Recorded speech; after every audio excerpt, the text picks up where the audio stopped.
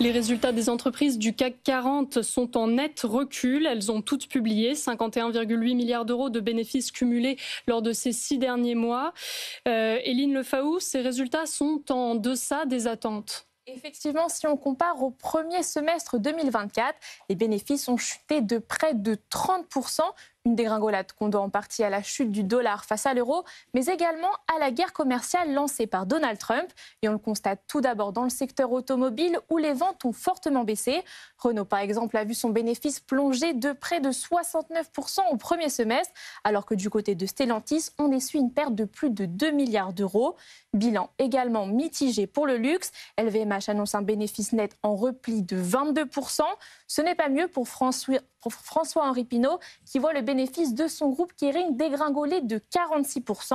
Le numéro 3 mondial du luxe est principalement impacté par les difficultés de sa marque Gucci, qui représente près de la moitié de ses ventes. Et difficile de se rattraper avec les autres marques du groupe.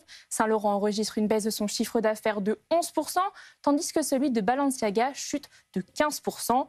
Des chiffres qui inquiètent à quelques mois de l'arrivée du directeur général Luca De Meo. Finalement, seul le groupe Hermès résiste avec une hausse du chiffre d'affaires de 9%, malgré un bénéfice qui chute tout de même de 5%. Auréline, certains secteurs arrivent quand même à s'en sortir. Et c'est notamment le cas du secteur financier, boosté par la bonne santé des banques de détail.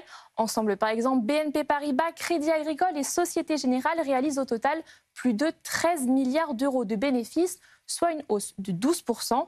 Côté aérien et défense, là aussi de belles surprises, notamment face au regain de tensions géopolitiques. Une augmentation de 85% pour les bénéfices d'Airbus et de 11% pour ceux de Safran. Est-ce qu'on peut déjà faire des prévisions pour la deuxième partie de l'année ? Eh bien, pour l'instant, l'heure est à l'attentisme. Certains groupes restent confiants et confirment même leurs objectifs pour la fin de l'année. C'est le cas notamment de Schneider Electric ou de EssilorLuxottica. Chez d'autres, pourtant, on observe et on repousse même les décisions d'investissement, faute de visibilité.